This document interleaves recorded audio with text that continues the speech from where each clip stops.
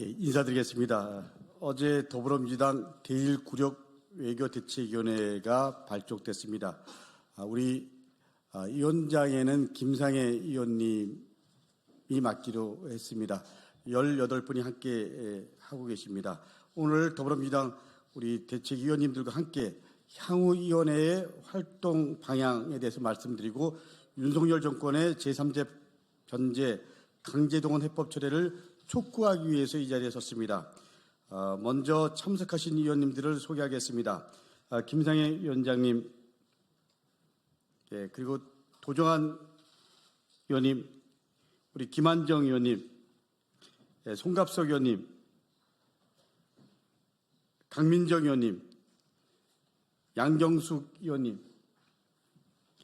양기대 위원님, 유정주 위원님, 윤영두 위원님, 이용빈 의원님이 오셨습니다. 또 이용빈 의원님 오셨습니다.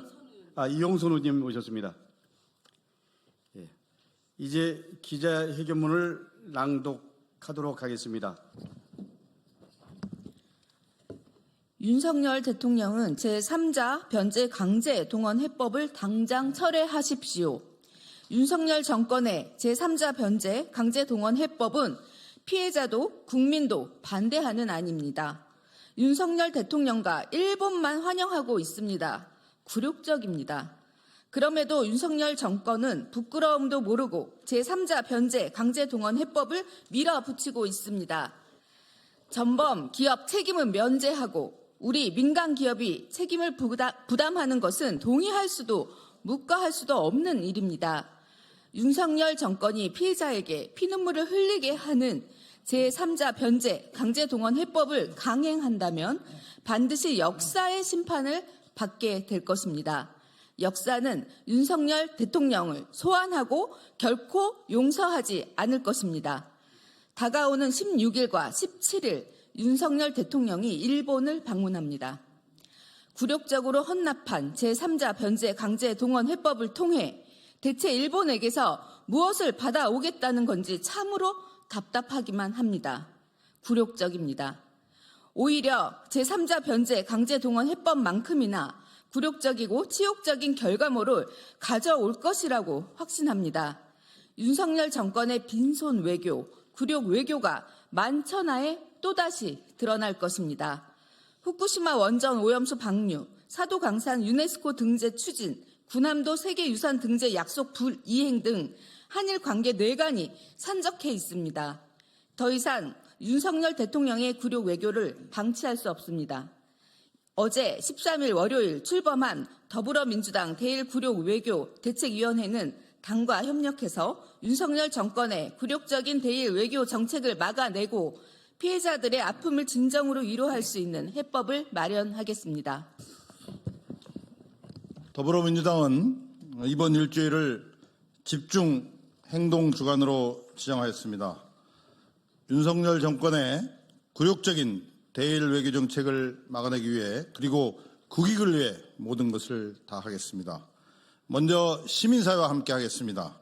이미 지난 11일 토요일 더불어민주당은 시민사회와 함께 서울시청 광장에서 규탄 대회를 진행한 바 있습니다.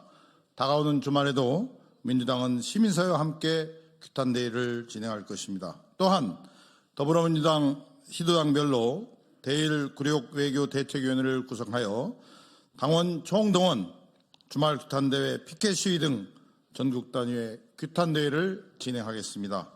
전국의 주요 거점에서 출퇴근 피켓 시위와 서명운동도 함께 전개하겠습니다. 지역위원회 위원장과 지방의원, 핵심 당원 등을 중심으로 윤석열 정권 제3자 변제 강제동원 해법의 부당함을 국민들께 강력히 호소할 것입니다. 더불어민주당 국회의원들과 함께 대통령 방일 직전 용산 대통령실 앞에서 규탄 기자회견을 열고 방일 기간에는 광화문에서 시위도 계획하고 있습니다.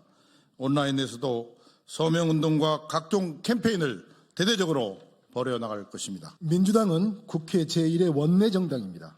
국민이 주신 소중한 입법권을 활용해 윤석열 정권의 제3자 변제 강제동원 해법을 막을 수 있는 모든 조치를 강구하겠습니다. 피해자 동의 없이 추진된 정부 해법이 아닌 피해자가 원하고 동시에 역사를 바로 세울 수 있는 진정한 해법 마련을 위한 입법도 추진하겠습니다. 더불어민주당은 국회 밖에서도 국회 안에서도 윤석열 정권의 부당함과 맞서 싸우겠습니다. 윤석열 정권에 촉구합니다.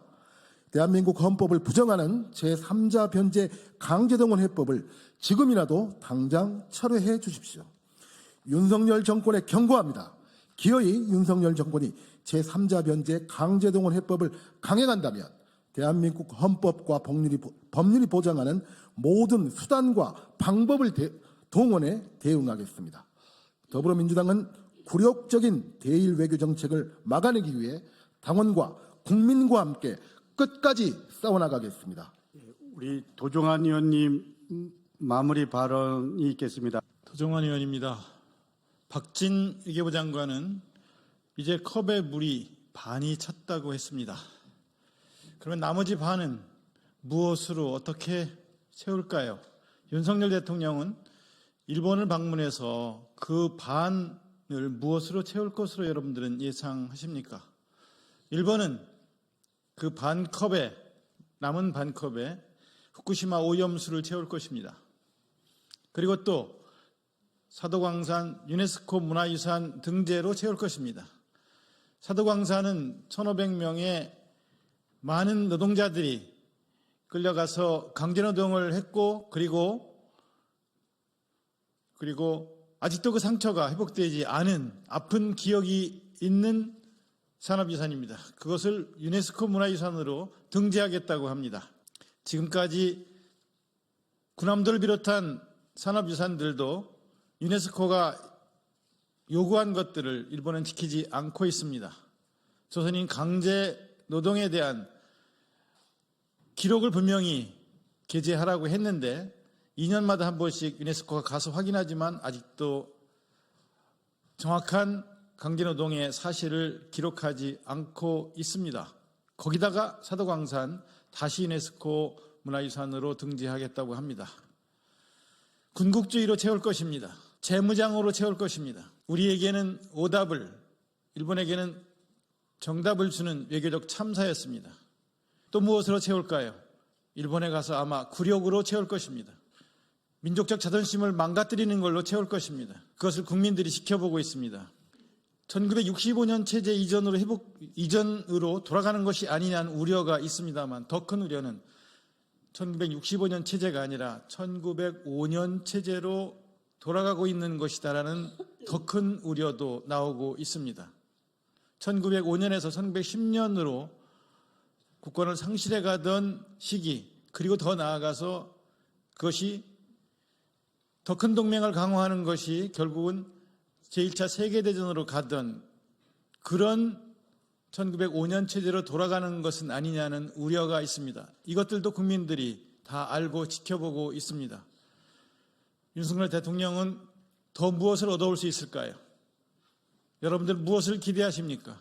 저희는 윤석열 대통령이 돌아오고 난 뒤에 전 민족적 저항이, 전 국민적 저항이 기다리고 있을 것이라고 말씀을 드리겠습니다. 이대로 방관하지는 않을 것입니다. 이대로 지켜만 보고 있지는 않을 것입니다. 저희 민주당이 앞장서고 그리고 국민들과 함께할 것입니다. 이런 굴욕 더 이상 방관하지 않겠습니다. 이번 주일은 민주당이 앞장서서 저항의 맨 앞에 서겠습니다. 그리고 다시 돌아오고 난 뒤에는 국민들과 함께 시청 앞에서 그 책임을 물을 것입니다. 이상입니다.